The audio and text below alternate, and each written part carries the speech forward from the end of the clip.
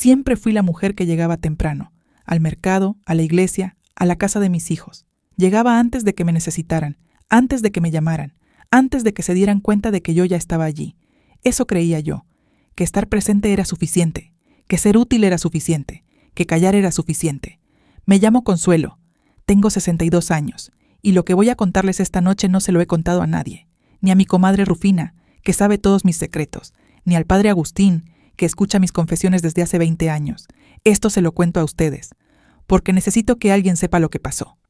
Empecemos por el principio, no por el principio bonito, el de la boda con flores blancas y el vestido que mi madre cosió a mano. No, por el principio real, el día que encontré el sobre. Era un martes. Lo recuerdo porque los martes siempre lavaba las sábanas, y ese día el sol había salido fuerte desde temprano. Había extendido todo en el tendedero del patio trasero y entré a la habitación de mi hijo Rodrigo para recoger la ropa sucia que, como siempre, dejaba amontonada en el piso. Rodrigo tiene 34 años. Vive en mi casa desde hace 4, desde que su matrimonio se deshizo. Eso me dijo a mí, que su matrimonio se había deshecho. Después supe que las cosas no eran tan simples, pero eso viene después. Levanté la camisa del piso, luego los pantalones, luego vi que debajo de la mesita de noche había caído algo. Un sobre. No tenía remitente, solo un nombre escrito a mano en la parte de adelante. El nombre era el mío. Consuelo, mi letra no era esa. Y la de Rodrigo tampoco. Me quedé quieta con el sobre en la mano. La ropa sucia todavía en el otro brazo. El sol entrando por la ventana. Lo abrí. Adentro había 3 hojas, impresas, con membrete de un banco que yo no reconocí de inmediato. Tardé unos segundos en leer el encabezado completo. Era una cuenta de ahorros, a mi nombre, con movimientos que yo jamás había autorizado. Déjenme explicarles algo. Mi esposo Eliodoro murió hace 6 años. Era contador, hombre ordenado, silencioso, de pocos amigos. Nunca fui su igual en los asuntos del dinero. Él lo manejaba todo. Las facturas, los impuestos, los documentos del carro, los seguros. Yo me encargaba de la casa, de los hijos, de la comida y las fiestas y los cumpleaños. Ese era el trato no escrito que habíamos tenido durante 31 años de matrimonio. Cuando él murió, Rodrigo me dijo: «Mamá, no te preocupes por nada, yo me encargo». Y yo, hasta que estaba rota de dolor y no sabía ni cómo pagar un recibo de luz, le creí. Firmé lo que me pusieron enfrente. Rodrigo decía que eran trámites, que era lo que tocaba hacer, que su padre lo habría querido así. Yo firmé, 6 años firmando, y nunca pregunté. Ese martes, parada en el cuarto de mi hijo con esas 3 hojas en la mano, me pregunté por qué nadie me había mandado esos estados de cuenta a mí. La dirección en el documento era la de esta casa, pero yo nunca los había visto. Eso significaba que alguien los interceptaba. Eso significaba que alguien no quería que yo los viera. Volví a mirar el sobre, el nombre escrito a mano. Consuelo. Alguien sí quería que yo los viera. Alguien los había guardado para mí. ¿Pero quién? Doblé las hojas con cuidado. Las metí en el bolsillo del delantal. Seguí recogiendo la ropa como si nada. Porque en esta casa aprendí hace mucho tiempo que la mejor forma de protegerse es parecer que no sabes nada. Terminé el lavado. Colgué más sábanas. Preparé el almuerzo. Frijoles con epazote y arroz rojo. Lo mismo que hacía cada martes desde hace años. Cuando Rodrigo llegó al mediodía, me dio un beso en la mejilla como siempre. Se sentó a la mesa. Revisó su teléfono mientras yo le servía. Lo miré. Lo había mirado así 1000 veces. Con ese amor sin condiciones que tienen las madres. Ese amor que no pide explicaciones. Pero ese día lo miré diferente. Rodrigo tiene los ojos de su padre. Oscuros, tranquilos, un poco lejanos. Siempre pensé que eso era carácter, reserva, seriedad. Ese día me pregunté si era otra cosa. «¿Cómo estás, mamá?», me dijo sin levantar la vista del teléfono. «Bien, hijo», le dije. «¿Cansada?». «Pero bien». Él asintió y siguió mirando la pantalla. No dije nada más. Esa noche no dormí. Me senté en la silla de la sala, la misma donde Eliodoro veía el fútbol, y saqué las hojas del bolsillo. Las leí despacio, 3 veces. La cuenta había sido abierta hacía 5 años, 1 año después de la muerte de Eliodoro. El saldo era de 142,000 pesos. Yo no tenía ese dinero. Quiero decir, yo sabía que había dinero de la herencia, de los ahorros de Eliodoro, pero Rodrigo siempre me decía que era poco, que los trámites habían costado mucho, que había deudas que su padre no había dejado claras. 142,000 pesos, en una cuenta a mi nombre, que yo no sabía que existía. Pero eso no era lo que más me perturbó esa noche. Lo que más me perturbó fue la última página. Era una lista de transferencias salientes. 12 en total, todas del último año, todas por montos similares y todas dirigidas a la misma cuenta. El nombre del beneficiario era el de mi nuera, Valeria, la exesposa de Rodrigo, la mujer con la que él me dijo que las cosas no habían funcionado. Antes de seguir, necesito que hagan algo por mí. Si esta historia los está atrapando, denle like. Y si quieren saber cómo termina, suscríbanse. Lo que viene después cambia todo lo que creen entender hasta ahora. Valeria. La había conocido 8 años atrás. En la fiesta de cumpleaños de una sobrina mía, Rodrigo me la presentó con esa sonrisa que tienen los hombres cuando están orgullosos de algo. Era delgada, de cabello lacio, con unos ojos que te miraban directo y sin miedo. Me dio la mano con firmeza. Eso me gustó. No era efusiva. No me llamaba mamá, ni me llenaba de abrazos como intentan hacer algunas. Era respetuosa pero con distancia, como si supiera desde el primer día que el territorio entre nosotras tendría que negociarse con cuidado. Se casaron al año y medio. La boda fue sencilla. Rodrigo siempre fue práctico para esas cosas. Durante 4 años la relación conmigo fue cordial. No cálida, pero cordial. Venían los domingos, comíamos juntos. A veces me ayudaba a recoger la mesa, a veces no. Nunca tuve de qué quejarme, pero nunca la sentí como una hija. Cuando Rodrigo me dijo que se habían separado, no me sorprendió tanto. Sí me dolió. Siempre duele que algo se rompa, pero lo que me dijo ese día me quedó grabado. Ella cambió, mamá. Se volvió fría, interesada. Ya no éramos los mismos. Yo le creí, porque era mi hijo. Esa noche, con las hojas en la mano y el nombre de Valeria repetido 12 veces en esa lista, me pregunté por primera vez en 6 años, ¿a quién le había creído sin preguntar? A la mañana siguiente busqué el teléfono de Valeria. Lo tenía guardado desde siempre, en una libretita azul donde anoto todos los números importantes. El teléfono del médico, el del plomero, el de mis hermanas. El de Valeria también estaba ahí. Nunca lo había usado. Marqué antes de que pudiera arrepentirme. Sonó 3 veces. Bueno, su voz era la misma, directa. Valeria, dije.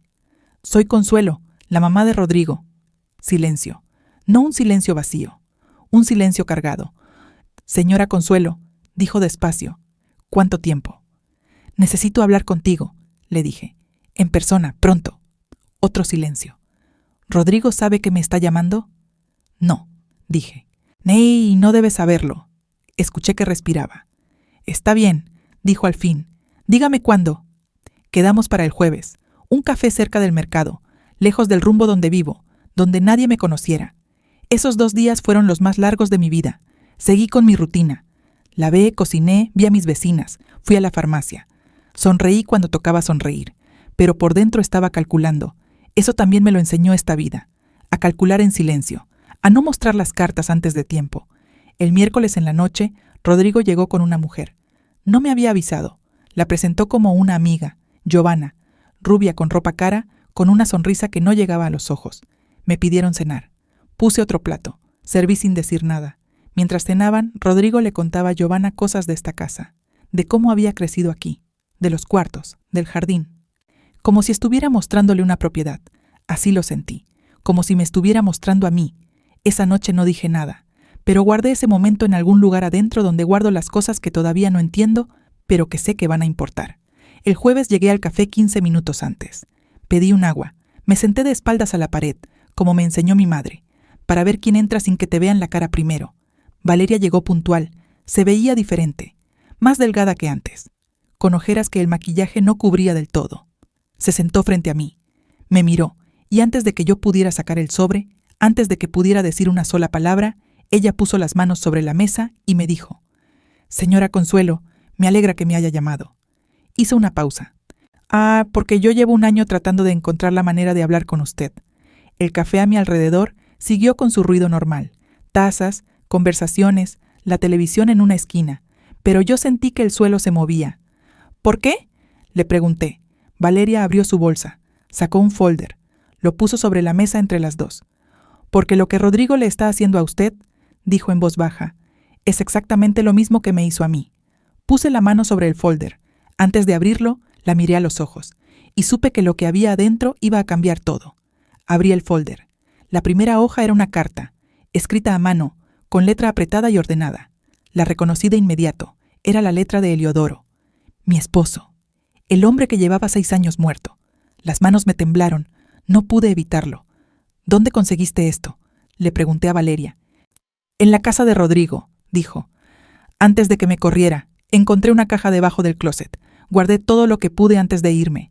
La carta estaba fechada 3 meses antes de que Eliodoro muriera. La leí despacio. Consuelo, si estás leyendo esto sin que yo te lo haya dado personalmente, significa que algo salió mal. Hay cosas que debo contarte, cosas que debí haberte dicho hace mucho tiempo. Perdóname por haberlas callado. Me detuve, respiré, seguí leyendo. Abrí una cuenta a tu nombre hace 15 años. Fui guardando dinero poco a poco, sin decirte, porque quería que tuvieras algo tuyo, algo que no dependiera de mí ni de nadie. El banco tiene instrucciones de enviarte los estados de cuenta a la casa. Guarda bien los documentos, no los firmes sin leer, y si alguna vez alguien te dice que no queda nada, no le creas. La carta terminaba con su firma, la misma firma redonda y firme de siempre. Debajo había una postdata. No confíes ciegamente, ni siquiera en quienes más quieres.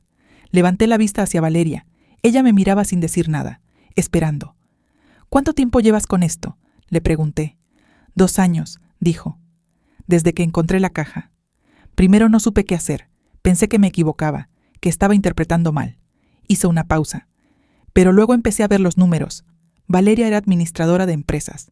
Eso lo sabía desde siempre, pero nunca le había prestado atención real. Uno tiende a no ver con claridad a las personas que tiene cerca.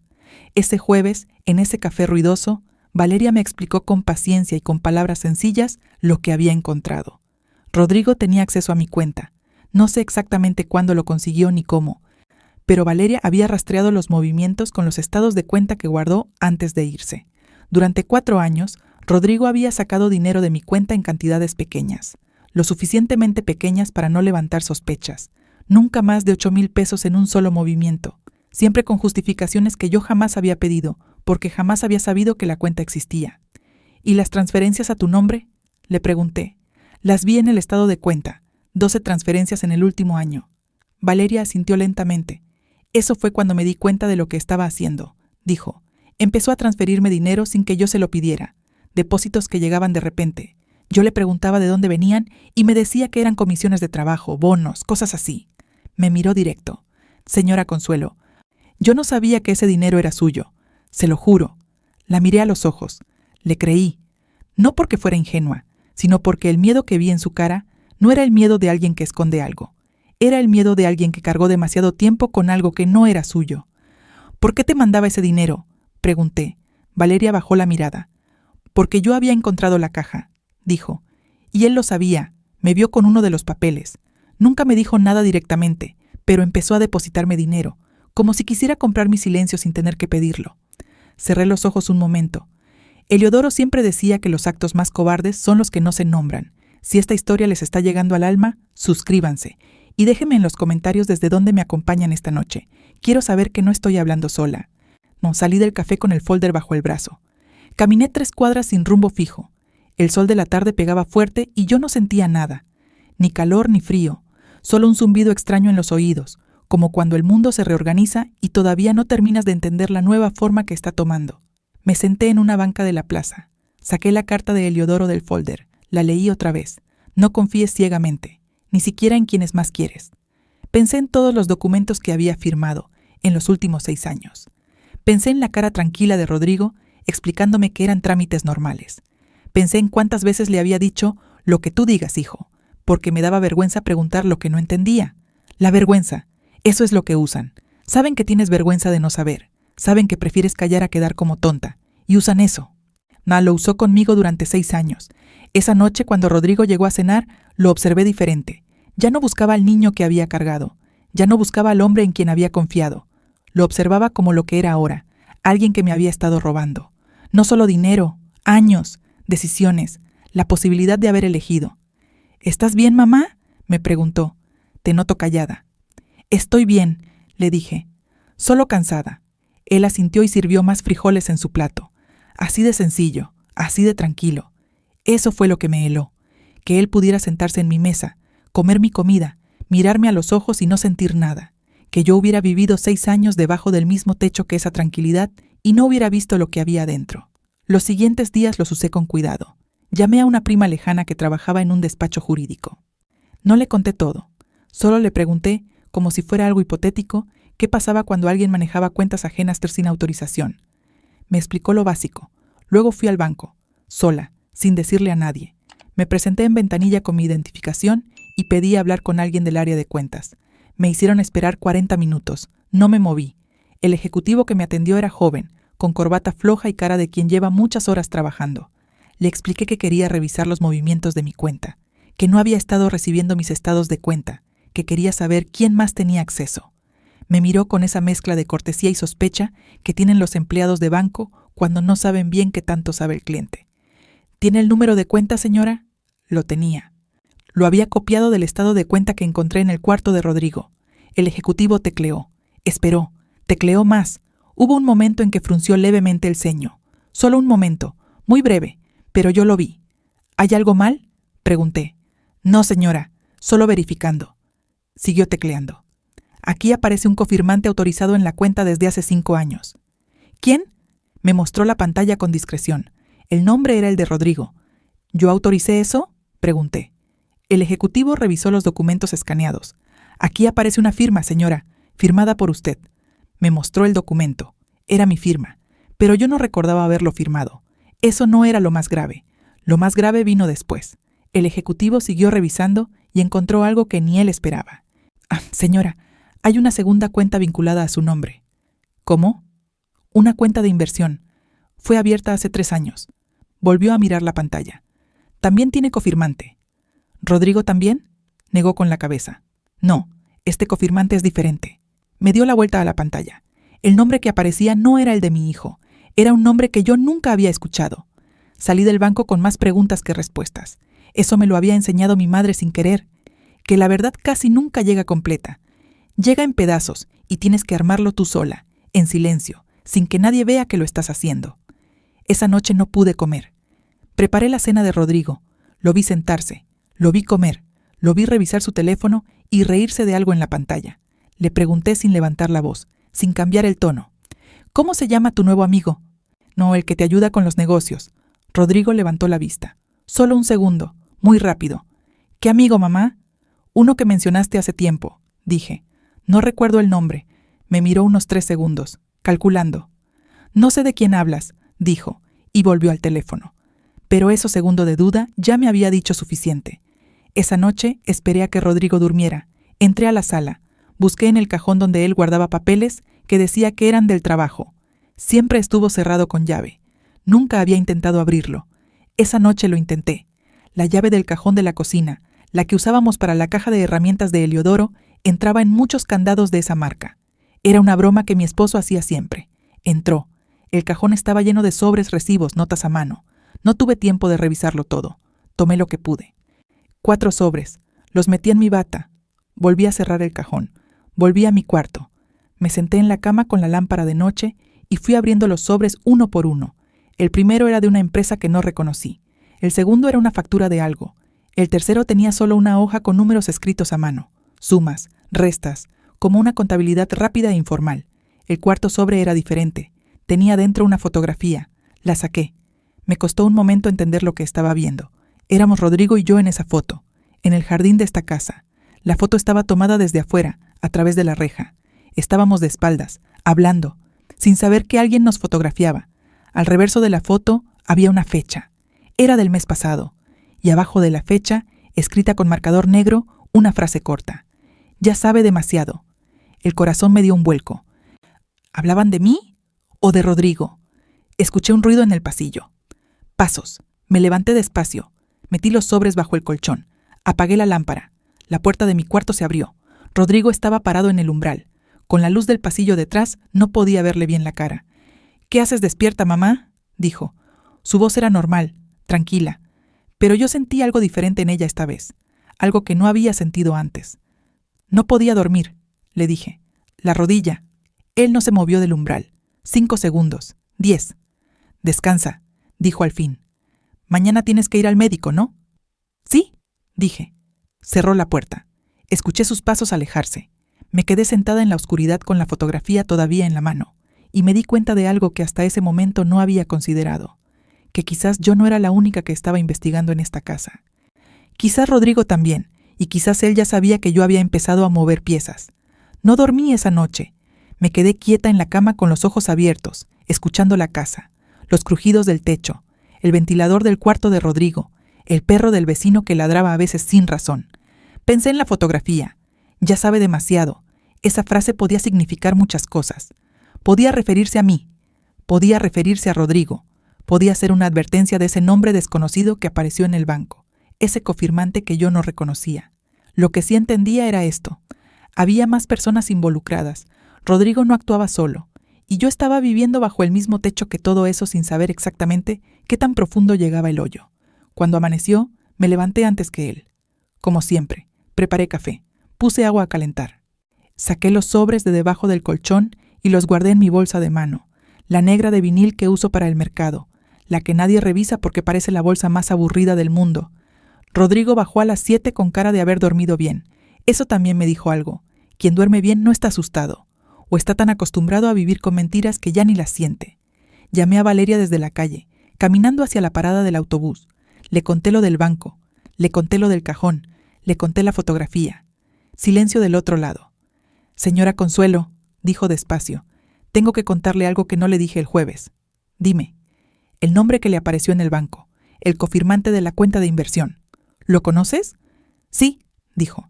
Es el contador de Rodrigo. Se llama Abundio Restrepo.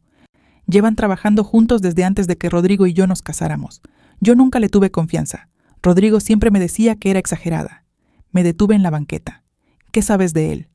Que tiene una empresa registrada a nombre de un familiar, que Rodrigo le mandaba dinero a esa empresa de vez en cuando, y que cuando yo empecé a preguntar fue cuando Rodrigo empezó a cambiar conmigo. Hubo una pausa. Creo que Abundio fue quien tomó esa fotografía, dijo Valeria. O quien la mandó tomar. Así trabaja. Recoge información de todos para tener de dónde agarrarse si alguien habla. Cerré los ojos un momento. Un contador. Como Heliodoro. Solo que al revés. Esa mañana fui al despacho de mi prima. Se llama Marcela. Somos primas segundas. Casi no nos vemos, pero siempre nos hemos tenido respeto. Ella te estudió Derecho cuando eso todavía era raro para una mujer de nuestro pueblo. Yo siempre la admiré en silencio. Le conté todo.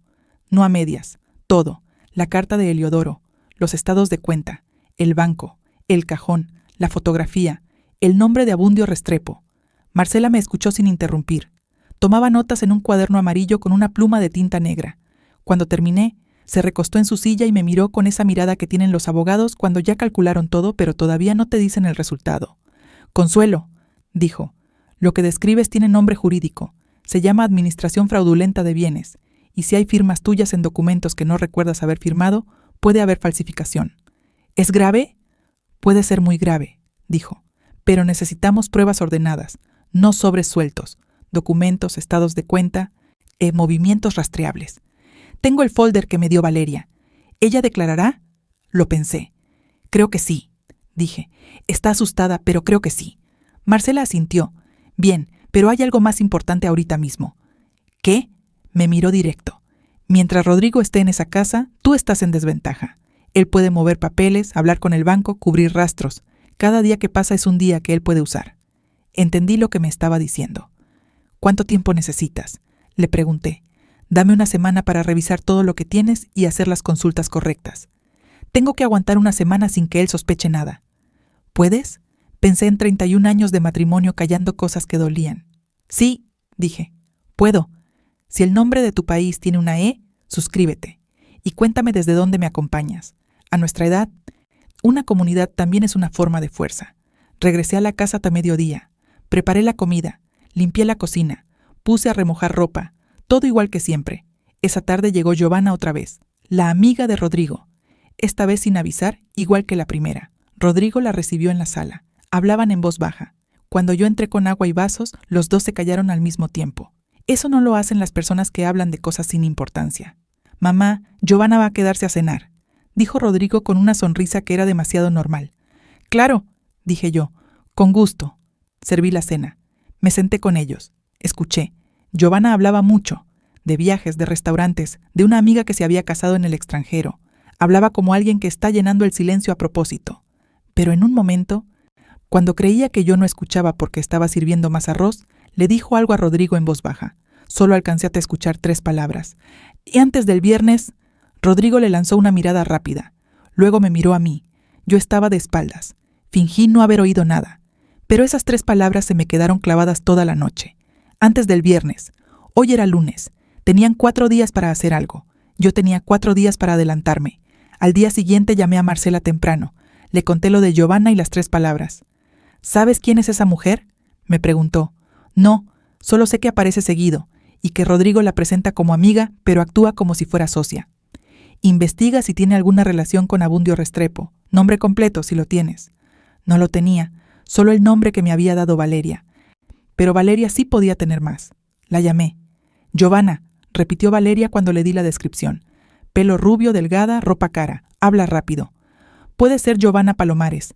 Era cliente de Abundio. La vi una vez en una reunión a la que fui con Rodrigo. No me la presentaron. ¿Qué hace? No sé exactamente. Rodrigo me dijo que era inversionista, que manejaba propiedades. Propiedades. Recordé algo. La noche que Rodrigo le mostraba la casa a Giovanna como si fuera una propiedad en venta. Los cuartos, el jardín, esta casa. El estómago se me cerró. Esta casa era mía. Había sido de Eliodoro y mía, y cuando él murió, quedó a mi nombre. Eso sí lo recordaba. Eso sí lo había firmado conscientemente. Pero si Rodrigo tenía acceso a mis cuentas, si tenía mi firma en documentos que yo no recordaba, ¿qué más podía tener? Fui al registro público. No sabía bien cómo funcionaba. Nunca había ido sola. Eliodoro siempre se encargaba de esas cosas, y después Rodrigo. Entré y me acerqué a una ventanilla. La señora que me atendió tenía cara de haber explicado lo mismo 1000 veces. Le pregunté cómo podía saber si una propiedad tenía gravámenes o si había algún movimiento reciente sobre ella. Me pidió el folio. No lo tenía. Me pidió la dirección exacta. La di. Esperé 20 minutos sentada en una silla de plástico azul. La señora regresó con una hoja. Me la entregó sin mucha ceremonia. La leí, y tuve que leerla 2 veces porque la primera vez no lo creí. Sobre la propiedad había un proceso de regularización iniciado 3 meses atrás. El solicitante era Rodrigo, con una nota que decía que la propietaria original había dado su consentimiento por escrito. Yo nunca había dado ese consentimiento. ¡Ay, nunca! Salí del registro con las piernas flojas. Me senté en las escaleras de afuera. No me importó que la gente pasara. Saqué el teléfono y llamé a Marcela. Le leí la hoja. Escuché que ella tomaba aire despacio antes de hablar. Consuelo, dijo, necesito que hagas algo esta tarde. Ahora mismo si puedes. Dime. Necesito que vayas con alguien de confianza, alguien que no sea familia de sangre, y que depositen en resguardo todo lo que tienes. La carta de Eliodoro, los estados de cuenta, los sobres, todo, que quede fuera de esa casa. ¿Por qué? Porque si Rodrigo sabe que estás moviendo cosas, lo primero que va a hacer es deshacerse de las pruebas que puedan estar en el domicilio. Y la segunda cosa que van a hacer es cuestionar tu capacidad para tomar decisiones. No entendí de inmediato. Oh, ¿cómo que mi capacidad? Marcela habló despacio, como cuando algo es importante y no quiere que se pierda ninguna palabra. Es una táctica. Cuando alguien está a punto de ser descubierto y la persona que lo va a descubrir es mayor, lo que hacen es sugerir que esa persona ya no está bien, que se confunde, que firma cosas sin entenderlas porque la edad ya le pesa. El aire me faltó un momento. ¿Rodrigo haría eso? Silencio. Ya lo está haciendo, dijo Marcela. Hace 2 semanas llamó al consultorio del doctor Paredes. Preguntó si existía algún procedimiento para declarar a una persona mayor como no apta para manejar sus propios bienes. Se me heló la sangre. ¿Cómo sabes tú eso? Porque la recepcionista del doctor Paredes es mi sobrina, dijo Marcela, y cuando me llamó a contarme, no sabía que tú eras mi prima. Solo le pareció raro y quiso comentarlo. Todo encajó de golpe. Las visitas de Rodrigo con Giovanna, las reuniones en voz baja, la prisa antes del viernes. No estaban planeando vender la casa. Estaban planeando quitarme la capacidad legal de defenderla. Esa tarde fui a casa de mi comadre Rufina. Le conté todo. Rufina tiene 68 años. Enterró a un marido y crió 4 hijos sola. Y tiene una fortaleza que yo siempre envidié sin decírselo. Me escuchó con los brazos cruzados y la boca apretada. Cuando terminé, no dijo nada por un momento. Luego se levantó, fue al fondo de su casa y volvió con una caja de metal que abrió con una llave que cargaba en el cuello. «Aquí guardas todo», dijo. «Esta caja no sale de mi casa, y si alguien viene a buscarla va a tener que pasar por encima de mí». Le di los documentos, todos los que tenía. Menos uno, la carta de Eliodoro, me la guardé yo. No porque no confiara en Rufina, sino porque esa carta era mía. Era lo único que me quedaba de un hombre que con todos sus silencios y sus errores había intentado protegerme a su manera. No iba a soltarla. Esa noche, al llegar a la casa, encontré a Rodrigo sentado en la sala con el teléfono en la mano. Me miró cuando entré. «¿De dónde vienes?», me preguntó. «Del mercado», dije. Mostré la bolsa con 2 naranjas y un manojo de cilantro que había comprado en el camino exactamente para esto. Me miró unos segundos más de lo normal. «Mamá», dijo entonces con un tono suave que yo reconocí. Era el tono que usaba cuando quería que yo no pensara demasiado. «He estado pensando que deberíamos revisar juntos todos los papeles de la casa, los documentos, las cuentas, para que tú estés tranquila y sepas que todo está en orden». Lo miré, sonreí. «Qué buena idea, hijo», dije. «Esta semana lo hacemos». Él sonrió también, los dos sonriendo, los dos mintiendo. Fui a la cocina a guardar las naranjas. Me quedé parada frente al fregadero un momento. 3 días para el viernes. 3 días. Yo tenía a Marcela, tenía a Valeria, tenía a Rufina y tenía la carta de Heliodoro en el pecho, doblada dentro del brasier, contra la piel. Entonces escuché que el teléfono de Rodrigo sonaba en la sala. Lo escuché contestar. Y luego escuché algo que no esperaba. Una voz al otro lado. Una voz de mujer. No era Giovanna, era una voz que yo reconocí aunque no quería reconocerla. Me acerqué despacio al marco de la puerta de la cocina. Rodrigo hablaba en voz baja, de espaldas a mí, pero alcancé a escuchar lo suficiente. Y el nombre que dijo me golpeó como si el piso se abriera debajo de mis pies, porque era el nombre de mi hija. Me quedé pegada al marco de la puerta, sin respirar.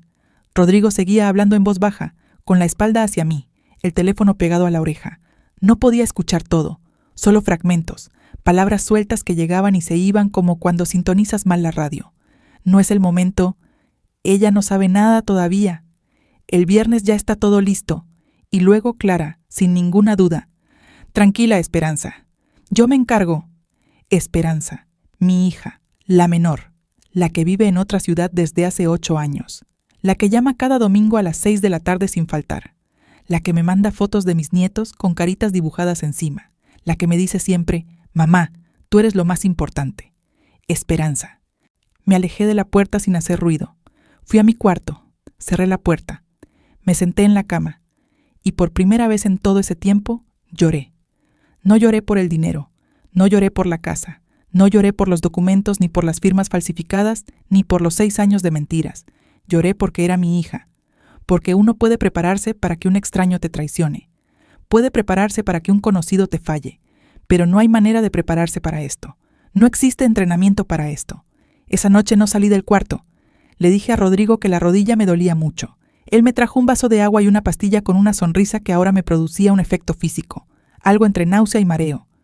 «Descansa, mamá. Mañana te ves al médico». «Sí, hijo». Cerré la puerta, apagué la luz y en la oscuridad empecé a ordenar lo que sabía. Esperanza conocía el plan. Eso era seguro. La pregunta era cuánto llevaba sabiéndolo. Si era parte del plan desde el principio o si Rodrigo la había convencido en algún momento del camino. Había una diferencia enorme entre esas 2 posibilidades. Una diferencia que yo necesitaba entender antes de decidir qué hacer con ella. Esperanza siempre fue diferente a Rodrigo. Más sensible, más directa, más dada a decir lo que pensaba aunque doliera. Pero también más fácil de influenciar cuando alguien que ella quería le presentaba las cosas de cierta manera. Rodrigo la conocía bien. Sabía cómo hablarle. Quizás le había dicho que yo ya no podía sola, que era por mi bien, que era lo que papá hubiera querido. Quizás Esperanza creía que estaba ayudándome. Quizás, pero esa llamada, el tono. «Tranquila, Esperanza, yo me encargo». Eso no sonaba a una hermana preocupada por su madre. Eso sonaba a 2 personas con un plan. Al día siguiente, antes de que Rodrigo despertara, le escribí un mensaje a Esperanza. Corto, simple. «Hija, ¿cómo están mis nietos? Tengo ganas de hablar contigo. ¿Puedes llamarme hoy?» Normal, como cualquier domingo, aunque no era domingo. Ella respondió rápido, demasiado rápido para ser coincidencia. «Claro, mamá, te llamo en la tarde. ¿Estás bien?» «Sí, solo con ganas de escucharte». Guardé el teléfono. Fui a la cocina. Preparé el desayuno. Huevos con frijoles y tortillas recién hechas, porque los martes así lo hacía, y no iba a cambiar nada que pudiera llamar la atención. Marcela me citó a las 11. Le conté lo de Esperanza. Marcela no se sorprendió tanto como yo esperaba. «En estos casos siempre hay alguien más dentro de la familia», dijo. «Alguien que convencieron de que actúan por el bien del otro, no necesariamente por maldad, a veces por miedo, por deuda, por dependencia. Esperanza no le debe nada a Rodrigo. ¿Estás segura?» No respondí de inmediato. Pensé. Hacía 3 años, Esperanza había pasado por un momento difícil. Su esposo había perdido el trabajo. Habían tenido problemas fuertes con la renta. Ella me lo había contado llorando por teléfono una noche. Yo le había dicho que no se preocupara, que algo íbamos a resolver, pero yo en ese momento no tenía acceso a dinero propio. Todo pasaba por Rodrigo. ¿Rodrigo le había ayudado? ¿Le había dado dinero a Esperanza? ¿Dinero de mi cuenta? Cerré los ojos. Creo que sí le debe algo, dije en voz baja. Marcela asintió sin decir te lo dije. Eso lo agradecí. Entonces Esperanza está atrapada también, dijo. Solo que de otra manera. Esa tarde Esperanza llamó a las 4:30. Me fui al patio trasero para hablar. Con el ruido del vecino podando y los pájaros en el alambre, nadie iba a escuchar. Mamá, ¿cómo estás? Me tienes un poco preocupada. Su voz era cálida. Siempre había sido cálida. Eso también me dolió. Estoy bien, mi amor, dije. Solo que últimamente pienso mucho en tu papá. No sé, la edad supongo. Silencio breve. Ay, mamá. Tú sabes que tu papá siempre fue muy cuidadoso con las cosas del dinero, dije como quien habla sin rumbo fijo. Siempre decía que uno tiene que saber lo que tiene y lo que no tiene. Sí, era muy ordenado. ¿Tú crees que yo debería revisar mis cuentas? ¿Mis papeles? A veces siento que no entiendo bien todo eso. Pausa. Más larga esta vez. Rodrigo te puede ayudar con eso, mamá. Él sabe. Ahí estaba. Tan rápido, tan directo hacia Rodrigo. Sí, tienes razón, dije con voz tranquila. Qué bueno que lo tengo. Seguimos hablando 10 minutos más. De los nietos, de una película que habían visto, de que el mayor ya leía solo. Cuando colgué, me quedé parada en el patio con el teléfono en la mano. Esperanza no era inocente, pero tampoco era la mente detrás de todo esto. Ella era otra pieza que Rodrigo había acomodado en el tablero. La diferencia era que Esperanza todavía podía elegir, y yo iba a darse la oportunidad de hacerlo. Esa noche le escribí a Valeria. Le pregunté si tenía algún comprobante de los depósitos que Rodrigo le había hecho, los 12 del último año, que si tenía los recibos, los movimientos del banco, lo que fuera. Respondió a los 20 minutos. Tengo todo. Y nunca borré nada porque algo me decía que iba a necesitarlo. ¿Se lo mando a usted o a la licenciada? A la licenciada. Esta noche si puedes. Hecho. Dejé el teléfono sobre la cama. Me quedé mirando el techo. En 2 días era viernes. Lo que Rodrigo y Giovanna habían planeado para ese día, todavía no lo sabía con exactitud. Marcela creía que era una cita con un notario, que iban a intentar formalizar el proceso de tutela o administración de bienes, usando las firmas que ya tenían. Si llegaban al viernes con ese documento firmado, aunque fuera con una firma falsa, el proceso de revertirlo iba a ser largo y agotador. Marcela me lo había dicho sin rodeos. No es imposible deshacerlo después, Consuelo, pero es mucho más difícil. Lo ideal es que no lleguen al viernes. 2 días. Yo tenía 2 días. El miércoles amaneció nublado. Y Rodrigo bajó de buen humor. Eso me puso alerta. La gente de buen humor sin razón aparente generalmente tiene una razón que no quiere mostrar. Mamá, voy a salir temprano hoy. Tengo unas reuniones. Está bien, hijo. ¿Necesitas algo del centro? No, gracias, tengo todo. Se fuera a las 9. En cuanto escuché el carro alejarse, llamé a Marcela. Ya tengo los comprobantes de Valeria, dijo. Y hablé anoche con un colega del área penal. Tenemos suficiente para presentar una denuncia formal. ¿Cuándo? Hoy, si tú quieres. El corazón me dio un golpe. ¿Qué pasa si lo hacemos hoy? Se abre una investigación. El banco recibe una notificación de precautela sobre las cuentas. Nadie puede mover nada mientras dure el proceso. ¿Y la casa? Presentamos al mismo tiempo una medida cautelar sobre la propiedad. El proceso del registro público queda suspendido. ¿Y Rodrigo? Marcela no respondió de inmediato. Rodrigo va a saber que fuiste tú, dijo al fin. Ya lo sé. ¿Estás lista para eso? Me levanté de la silla. Fui a mi cuarto. Abrí el cajón de la mesita de noche. Saqué la carta de Eliodoro. La sostuve en la mano. No confíes ciegamente, ni siquiera en quienes más quieres. Sí, le dije a Marcela. Estoy lista. Entonces ve a casa de Rufina, recoge los documentos y nos vemos en el despacho a las 12. Colgué. Me puse los zapatos. Agarré la bolsa negra de vinil y cuando ya estaba por salir, sonó el teléfono fijo. El teléfono fijo de la casa. El que casi nadie usa. El que tiene el número de cuando Eliodoro todavía vivía. Lo miré sonar 3 veces. Contesté. ¿Bueno? Silencio. Luego una voz de hombre que yo no reconocí. Grave. Tranquila. Con una calma que resultaba más amenazante que cualquier grito. Señora Consuelo, le habla Abundio Restrepo.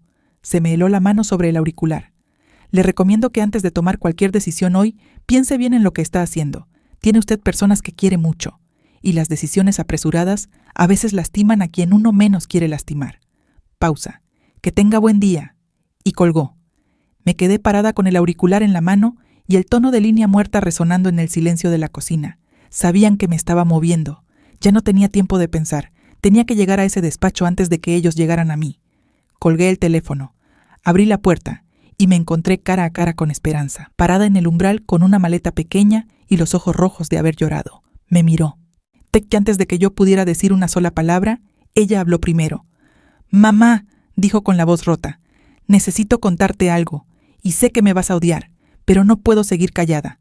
Me hice a un lado. Esperanza entró. Dejó la maleta junto a la puerta, como alguien que no sabe si va a quedarse o va a tener que irse corriendo. Se sentó en la silla de la cocina, la misma donde siempre se sentaba de niña a hacer la tarea mientras yo cocinaba. La miré. Tenía ojeras profundas, el cabello recogido deprisa, la ropa arrugada como si hubiera viajado toda la noche.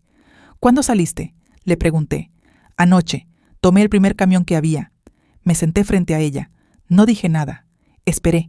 Eso también lo aprendí en esta vida, que el silencio obliga más que cualquier pregunta. Esperanza apretó las manos sobre la mesa. «Don Rodrigo me llamó hace 3 meses», comenzó. «Me dijo que estaba preocupado por ti, que te veía confundida, que firmabas cosas sin leer, que a veces decías cosas que no tenían sentido». Me dolió escucharlo dicho así, con esas palabras. «¿Y tú le creíste?», dije. «Yo, al principio sí». Bajó la vista. «Porque tú misma me has dicho que a veces se te olvidan las cosas, mamá. La memoria, los nombres». «A todos se nos olvidan los nombres, Esperanza». «Lo sé», le tembló la voz. «Pero Rodrigo tenía documentos. Tenía un informe de un médico que yo no conocía. Decía que tú habías ido a una consulta y que habías mostrado signos de deterioro cognitivo». Respiré despacio.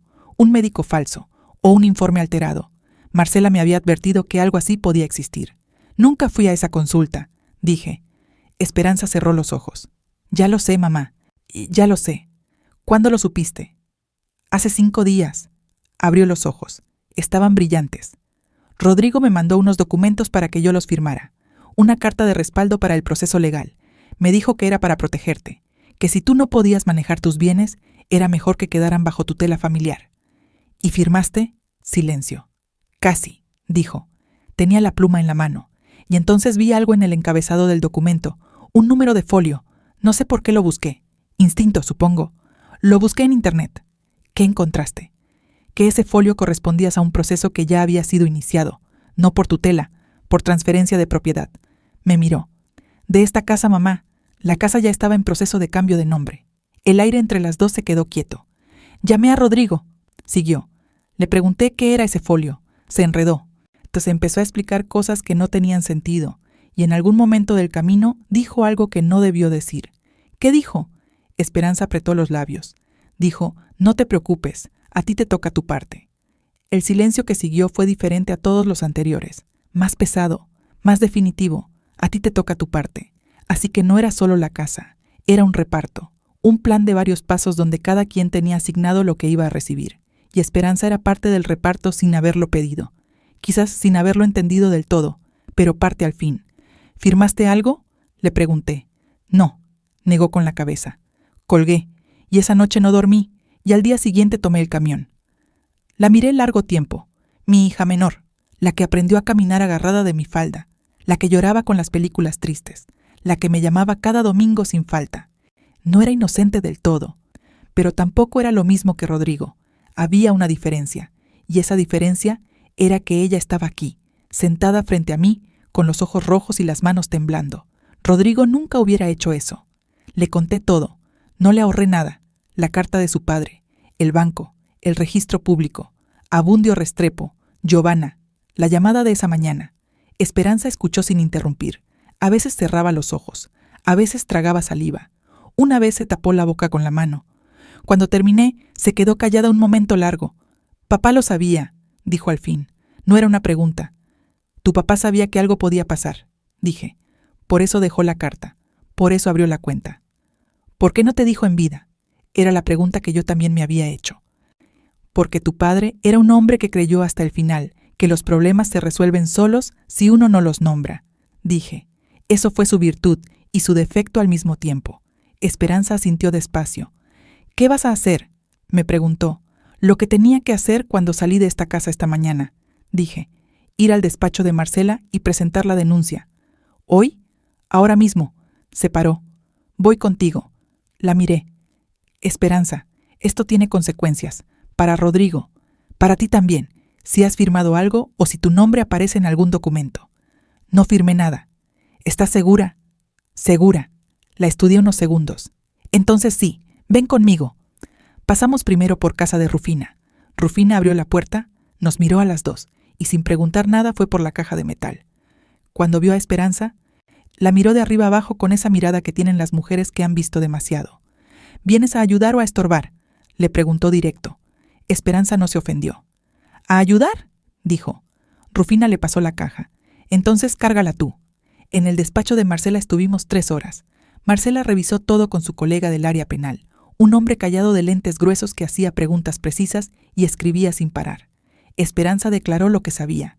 La llamada de Rodrigo, los documentos que casi firma, la frase sobre su parte. Valeria se conectó por videollamada desde su casa.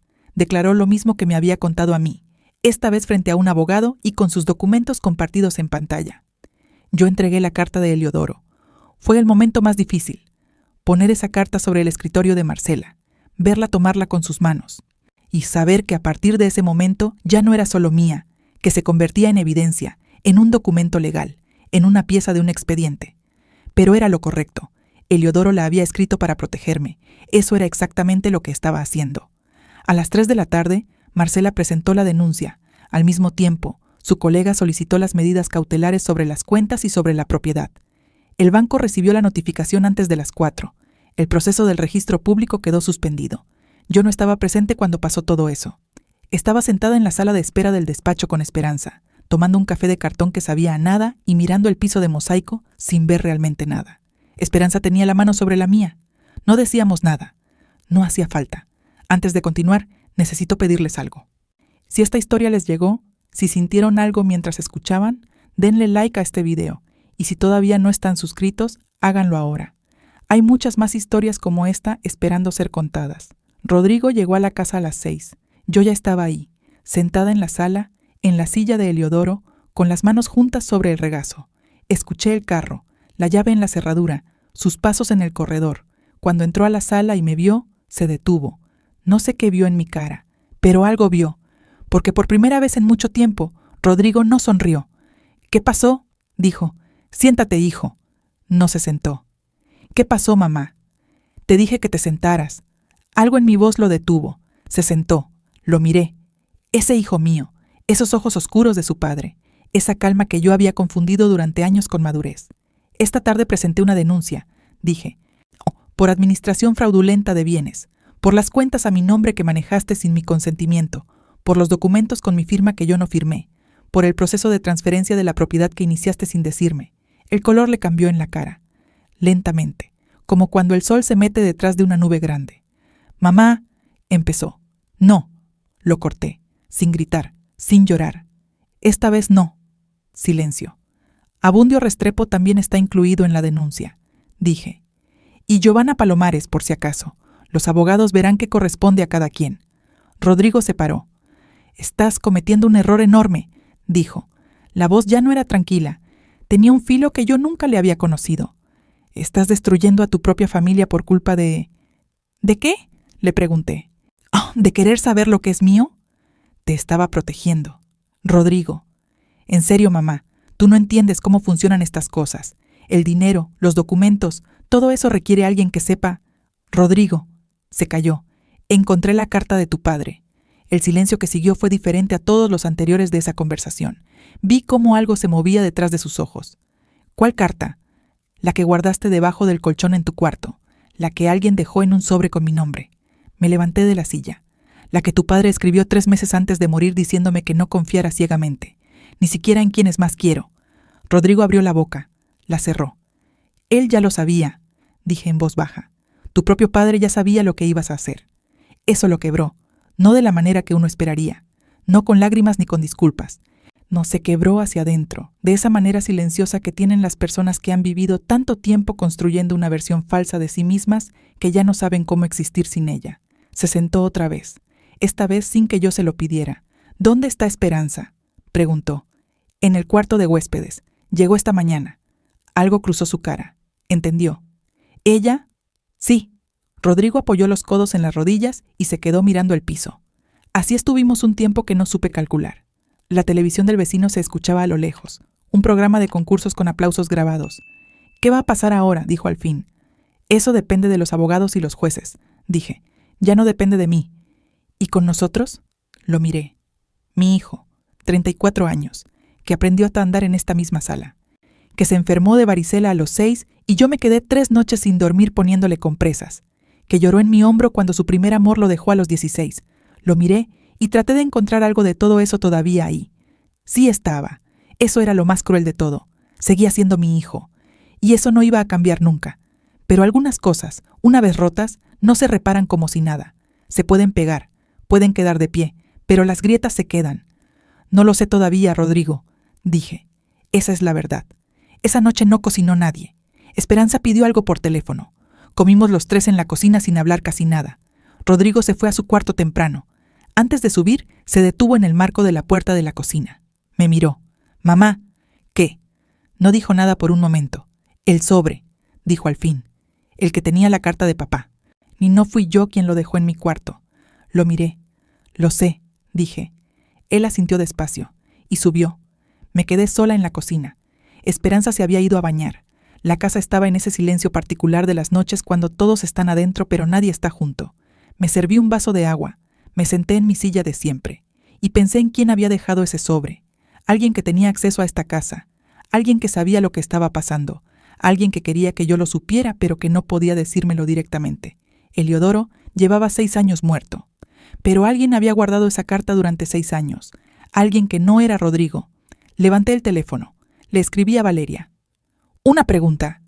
¿Tú estuviste en esta casa después de separarte de Rodrigo?». Respondió casi de inmediato. «Una vez. Fui a recoger unas cosas que me quedaron cuando me fui. Rodrigo no estaba. Usted me abrió la puerta, ¿recuerda? Hace como 1 año y medio». Sí lo recordaba. Una tarde de martes. Valeria había llegado con una caja. Yo la había dejado entrar porque me pareció lo correcto. Rodrigo estaba en una de sus reuniones. «¿Tú entraste al cuarto de Rodrigo ese día?». Pausa más larga. «Sí, a recoger un libro que era mío. Estaba en el librero de su cuarto». Cerré los ojos. «¿Dejaste algo también?». Silencio. Luego. «Encontré la caja de su papá ese día, señora Consuelo. Completa, guardada en el fondo del closet. Tomé los documentos que pude llevarme, pero la carta la dejé. Pensé que usted la tenía que encontrar sola, en su propio tiempo. Que si yo se la daba, quizás no me creería». Me quedé mirando la pantalla del teléfono. Puse su nombre en el sobre para que si Rodrigo lo encontraba primero, pensara que ya lo habías leído, que ya sabías. Una mujer que había sido traicionada por mi hijo, que tenía razones más que suficientes para irse y no volver, que en cambio había guardado una carta durante 1 año y medio, esperando el momento correcto para que yo la encontrara. Le escribí solo 3 palabras. «Gracias, Valeria». Ella respondió con una sola. «Cuídese». Pasaron semanas, luego meses. El proceso legal fue lento, como son todas las cosas que importan de verdad. Abundio Restrepo contrató 3 abogados. Giovanna Palomares desapareció de la ciudad antes de que pudieran notificarla formalmente, pero su nombre quedó en el expediente. Rodrigo no contrató abogado de inmediato. Creo que una parte de él, la parte más profunda y más honesta, y sabía que no había defensa real para lo que había hecho. Al 4º mes, llegó a un acuerdo con los abogados. Devolvió lo que pudo rastrear. Reconoció formalmente el manejo indebido. El proceso penal quedó en una sanción menor a cambio de la restitución y de su salida de mi casa. Se fue en un martes. Igual que todo lo importante en mi vida, pasó un martes. Agarró 2 maletas. Bajó las escaleras. Se detuvo en la puerta de la cocina. «¿Puedo llamarte?», me preguntó. Lo pensé. «Cuando estés listo para hablar de verdad», dije. «No de trámites ni de documentos. De verdad». Asintió. Salió. Escuché el carro alejarse. Me quedé parada en la cocina sola. Y lloré otra vez. No por él. No por el dinero, ni por la casa, ni por los 6 años. Lloré por el hijo que fui imaginando que tenía, mientras él construía otra cosa en silencio. Lloré por esa distancia entre lo que uno ama y lo que en realidad existe. Lloré porque a veces el dolor más limpio es el que no tiene culpable claro, solo pérdida. Esperanza se quedó 2 semanas. Antes de irse, tuvimos una conversación larga una tarde en el patio, con el tendedero lleno de sábanas y el sol entrando entre las sábanas como siempre. Me pidió perdón. No le dije que no había nada que perdonar, porque sí había. Le dije que la quería. Le dije que el perdón iba a llegar, pero que necesitaba su tiempo. Ella lo entendió. Eso me dijo que seguía siendo mi hija, que debajo de todo lo que había pasado, seguía siendo la niña que aprendió a leer en esa misma cocina. La casa sigue siendo mía. Las cuentas también. Marcela me consiguió una asesora financiera, una mujer de mi edad que me enseñó a leer los estados de cuenta, a entender los movimientos, a hacer preguntas sin vergüenza. Ahora reviso todo, cada mes, sola, sin pedirle a nadie que lo haga por mí. Eso me lo enseñó todo esto, que la ignorancia no es humildad, que no saber no te protege, que callar porque tienes vergüenza de preguntar es el camino más rápido para que otros decidan por ti. A los 62 años, aprendí a abrir mis propios sobres. Tarde. Pero aprendí. A veces pienso en Heliodoro, en el hombre que guardó dinero en silencio durante 15 años para que yo tuviera algo propio. En el hombre que escribió una carta que yo encontré 6 años tarde. En el hombre que supo, de alguna manera, que iba a necesitar protegerme de alguien que los dos amábamos. No lo entiendo del todo todavía. Quizás nunca lo entienda. Pero lo que sí sé es esto. Heliodoro no fue perfecto. Tuvo sus silencios y sus omisiones y sus maneras de no decir las cosas. Pero en lo más profundo, me conocía. Sabía que yo iba a ser capaz de hacer lo que hice. Solo necesitaba el sobre correcto en el momento correcto. Una última cosa. Si están escuchando esta historia y hay alguien en su vida que maneja sus papeles, sus cuentas, sus documentos, y ustedes no saben bien qué hay ahí, pregunten. No mañana. Hoy. No porque todos los que quieren ayudarlo sean Rodrigo. La mayoría no lo son. Sino porque saber lo que es tuyo no es desconfianza. Es dignidad. A mí me tomó 62 años entenderlo. Ojalá a ustedes les tome menos. Si llegaron hasta aquí, denle like a este video. Y si quieren seguir escuchando historias como esta, suscríbanse al canal. Hay muchas mujeres con historias que merecen ser escuchadas, y yo voy a seguir contándolas. Me llamo Consuelo, y aprendí, tarde pero aprendí, que el silencio también puede ser una forma de traicionarse a una misma. Ya no me traiciono más.